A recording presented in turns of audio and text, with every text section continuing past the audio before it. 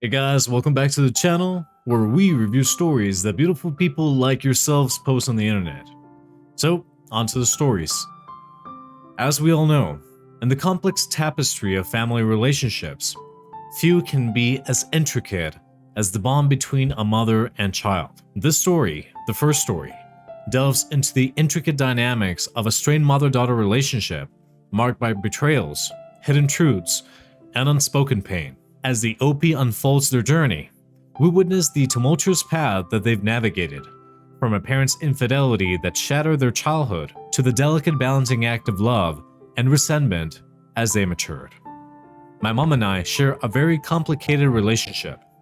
She has never been there completely, but certain things she did has caused a lot of drama in our family.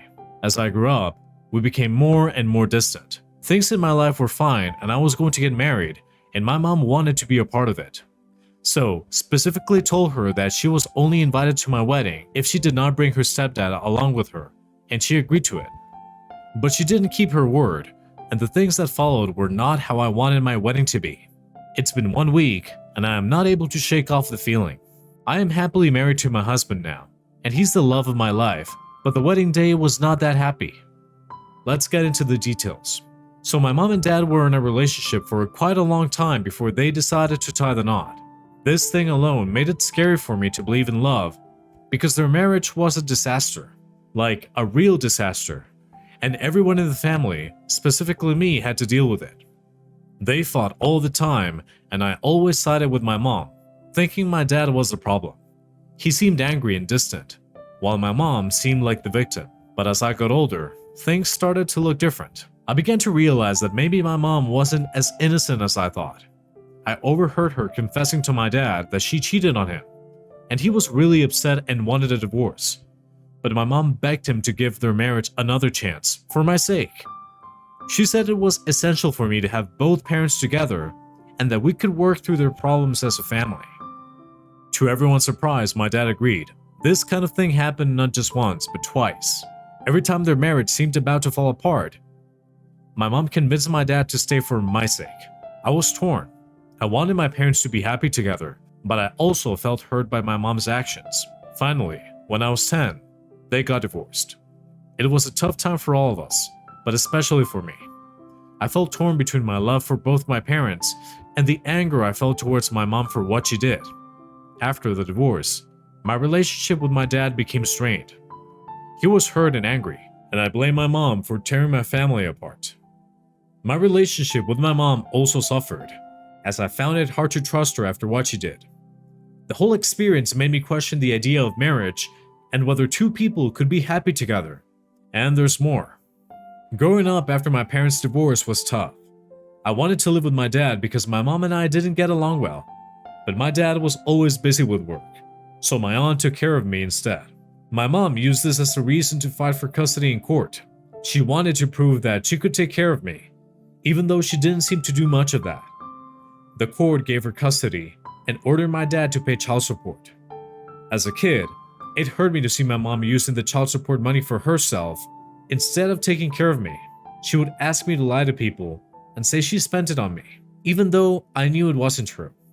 I love my mom, so I went along with it to avoid arguments. My mom's behavior didn't improve over the years. She dated a lot of men and didn't pay much attention to me. My aunt tried to help, but my mom only allowed it when she wanted some time to herself. My aunt wanted my dad to fight for custody, thinking it would be better for me to live with him, but my dad was busy with his business and didn't want more drama. So, I stayed with my mom, even though I knew it wasn't the best situation. Things continued like this until I went to college. Thankfully, my dad supported me financially, paying for my college, while my stepdad helped with moving and lodging expenses. My mom acted like she was making a huge sacrifice for me, even though it was the least she could do as a parent. In college, I carried the emotional baggage of my parents' failed marriage and the neglect I experienced, but I didn't want to let it define my future. I focused on my studies and made new friends who became my support system. While I still loved my mom, I had to accept that she wasn't the best mother. At the same time, I grew closer to my dad, appreciating his efforts to be there for me despite his busy schedule. That's when I met my future husband. As my wedding day approached, I knew I had to invite my family, including my mom. Despite our troubled past, I hoped for a drama-free celebration. I specifically asked her not to bring her new husband, as I knew it would cause tension among the family. She reluctantly agreed, but as I was going to walk down the aisle on my special day, there they were, right in front, and my heart sank. I couldn't understand why she would disregard my say and bring Stepdad to my wedding. It was my big day, and I wanted to be surrounded by love and support, not unnecessary drama. To make matters worse, she wore a white dress, which seemed odd. It wasn't a traditional wedding gown, but still, I couldn't understand why she would choose that color. As the ceremony began, people tried to be polite and civil, but the tension in the air was too clear. My dad, who had always been there for me, had been unfairly treated by my mom and was not on good terms with her. Yet, as soon as he arrived, I noticed a shift in people's behavior. They began to show their support for him and sided with him in his absence. It was no secret that Stepdad was the one with whom my mom had cheated during her marriage with my dad. This revelation had caused a lot of pain within our family, and it had taken a long time for me to come to terms with it. My mom seemed like she didn't care about the uncomfortable atmosphere she had created, and all the other family members were whispering. It was clear that they were uncomfortable. So I looked toward him for guidance, and he understood my silent plea. Calmly, he tried to talk, but my stepdad, however, had different ideas and stepped in front of my dad, acting aggressively as if he was ready to fight. My dad, being the composed person he was, diffused the situation by calmly telling my mom that he didn't want any drama on my wedding day. He urged her to stop the argument and to respect my wishes. My stepdad got mad, and my mom said they would renew their vows after my wedding. I couldn't believe it. My dad tried to stay calm and asked them to stop, but my mom kept arguing with him and my aunt. She didn't even realize that she was causing a scene. My aunt was furious, and I could see that things were getting out of hand. Things got tense and chaotic. Feeling overwhelmed, I turned to my dad for help. He stayed calm and collected, but I could see the worry in his eyes. He mentioned to the security guards, silently telling them to step in. The guards politely asked my mom and stepdad to leave the venue. My mom resisted, and my stepdad got aggressive, but the guards handled the situation professionally. They escorted them out. It was embarrassing and upsetting, but I knew my dad did it to protect me and ensure my special day wouldn't be ruined by their drama. After they were gone, everyone tried to move on, but the tension lingered in the air. My aunt was fuming, and I felt bad for my dad, who had to deal with all this on my wedding day. After the wedding, I decided to take a break from my mom and stepdad. I needed space to sort through my feelings and figure out what to do next. My dad understood and supported my decision, but mom doesn't get it. She's still blaming me. Amidst the reception and other festivities, mom is on a roll, blaming me for everything. She's still arguing with dad and aunt non-stop. It is exhausting. I tried to maintain my composure, but her words hit deep. It felt like she wanted to ruin my special day. In the following weeks, I found some support through therapy, talking about my emotions with a professional. It was during these sessions that I realized how my parents' divorce had affected me and the importance of setting boundaries with my mom. As if the drama of the wedding wasn't enough, mom didn't stop there. She went ahead and contacted my in-laws, trying to poison their minds against me. She accused dad and aunt of brainwashing me and painted me as a bad influence on their son. I was shocked by her behavior, and my in-laws were taken aback. Thankfully, my husband handled the situation with grace. He assured his parents that everything was fine and that they were just dealing with some family issues. He stood by my side, understanding the difficult situation I was in. I was grateful for his support, but I couldn't help feeling embarrassed by my mother's actions. After all the chaos caused by my mother, I decided that enough was enough. I had to protect my sanity and my marriage, so I made the tough decision to cut her off. I knew it wouldn't be easy, but I needed some peace in my life. I blocked her number on my phone and unfriended her on social media. It wasn't a decision I took lightly, but I needed some time away from her toxic influence. Now the a-hole. Seriously, your mom was like totally out of line at your wedding. It's supposed to be your special day. and she goes and brings her new boo and rocks up in a white dress. Major no-no. Cutting her off might be harsh, but hey, you gotta set boundaries, right? You deserve a drama-free wedding. ESH. Okay, your mom's behavior was indeed totally not cool, but ghosting her might be a bit extreme. Weddings can be crazy, and maybe emotions are running wild. Have a real talk with her, hash it out, and see if you can find some common ground. Maybe there's more to the story that you both need to understand. Not the a-hole. Look, weddings can be super overwhelming, and it sounds like things got messy. Your mom might have had her reasons for acting the way she did, even if it wasn't right. Give her a chance to explain herself, and you might just find a way to heal your relationship. Remember, fam is fam, and sometimes it takes a little work to keep it together. Yeah, I don't know about that one. I believe you make your own family. What do you guys believe? Let me know in the comments below. With that, let's get into our second story.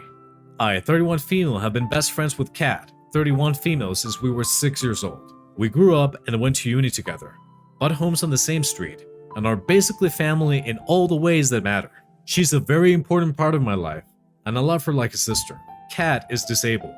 She has a degenerative condition and has been in a wheelchair since we were in secondary school. Unfortunately, the world often fails to consider accessibility needs. In uni, this meant that there were a lot of limitations on places we could go together, because so many places were inaccessible, uncomfortable, and sometimes downright dehumanizing. This is why, a few years after we graduated, we both decided to move out of our parents' places and buy property on the same street. Our dad and her uncle are tradies and spent nearly 2 years renovating and making both our places accessible. We took it as far as money would allow, and included things like an outdoor kitchen and fire pit, a small bar area, and so forth.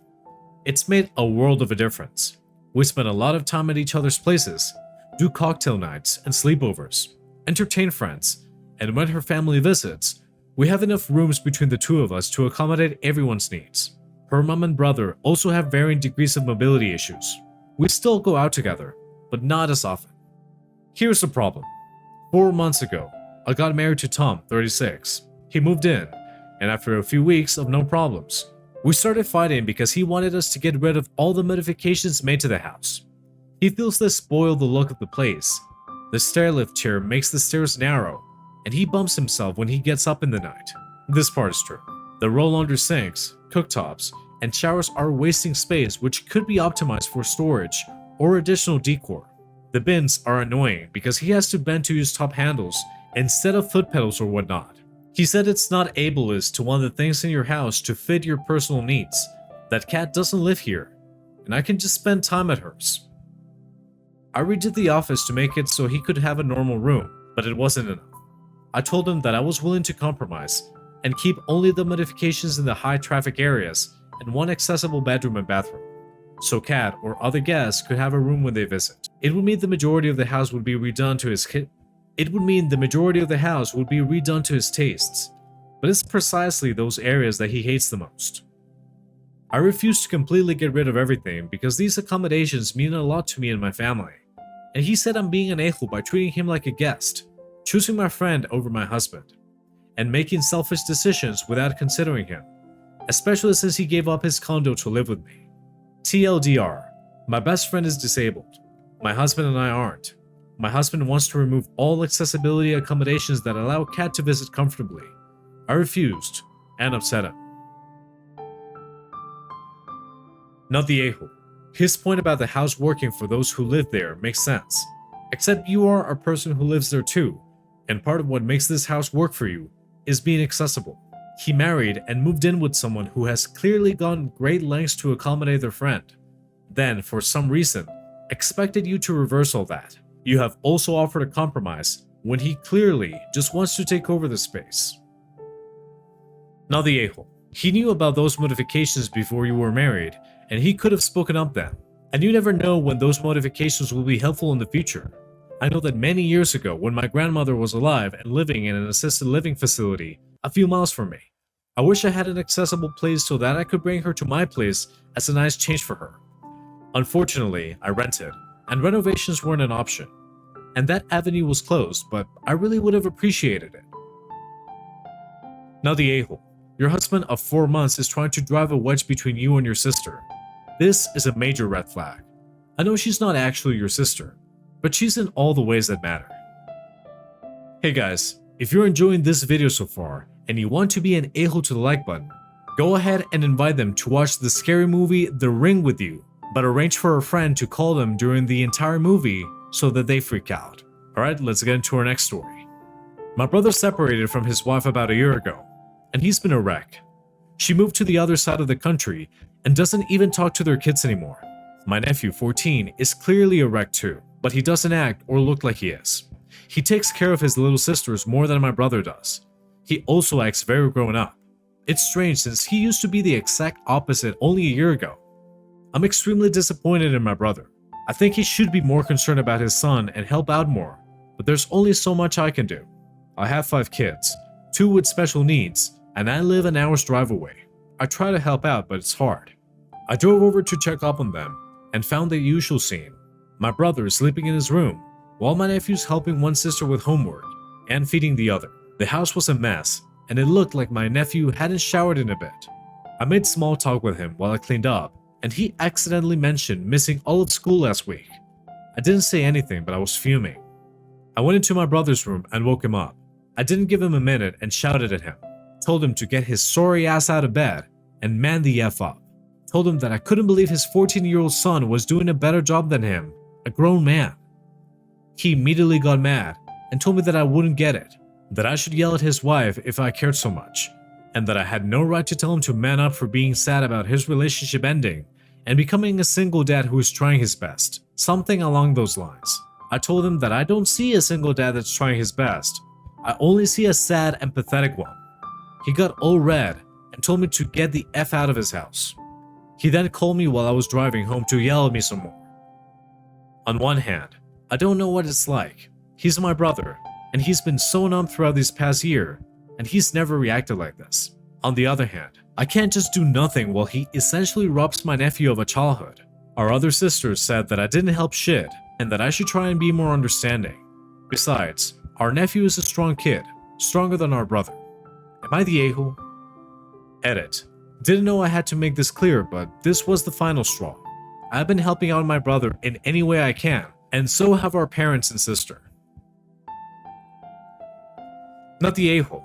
Whether or not your brother is struggling, the simple fact is that he's not struggling nearly as much as his 14-year-old son, who is doing his job as well as trying to live his own life. No matter how strong a kid is, this is not his role or responsibility. On the other hand, it's not easy to give a good solution that'll help the family, rather than just making things worse. Not the a-hole. I would call a family meeting and get your parents and others involved. Anybody who might be able to help. It's understandable that your brother is devastated, but it's his responsibility as a parent to get the help he needs to take care of his kids.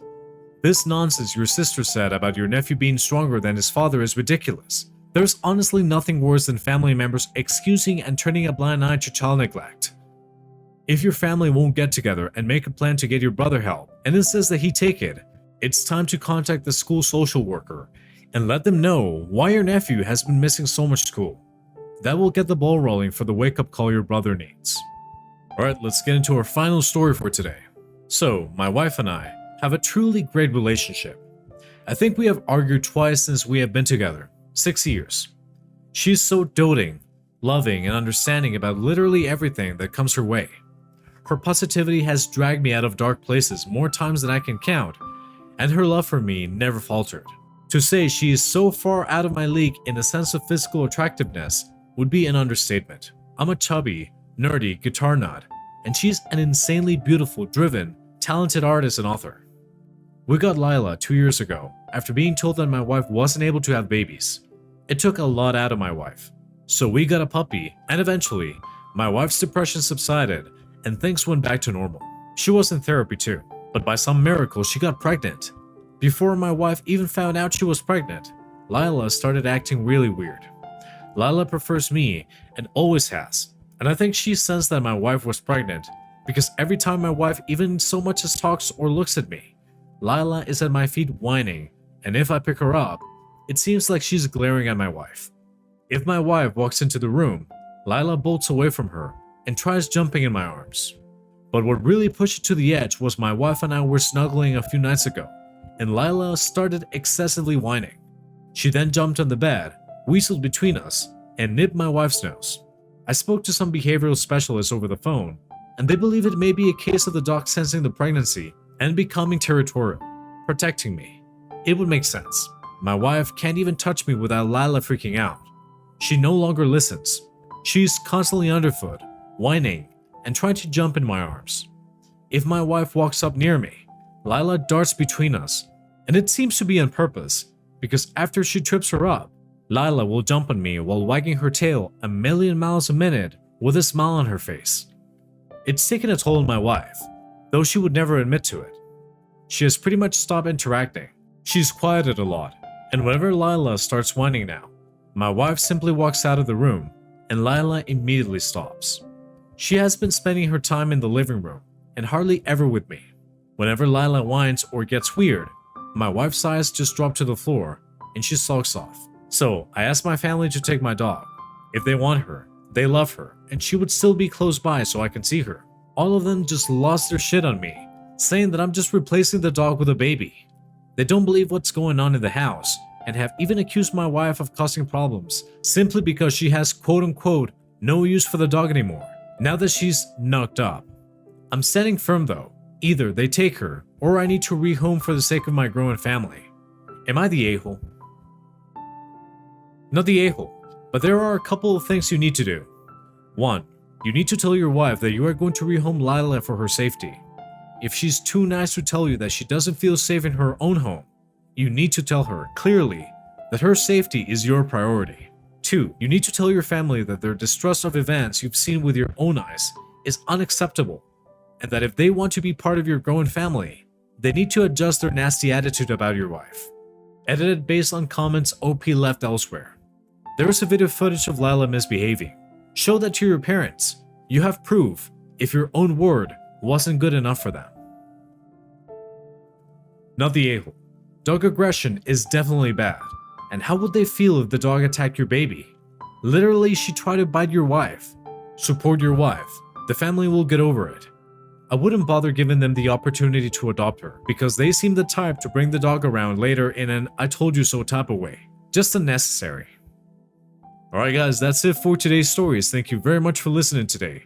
Remember that if you have a story of your own, you can send us an email. Email for that is down in the description. Also, please remember to smash that like button and subscribe to our channel, as that really helps a lot. Okay, once again, thank you for your support, and we'll be seeing you in the next one.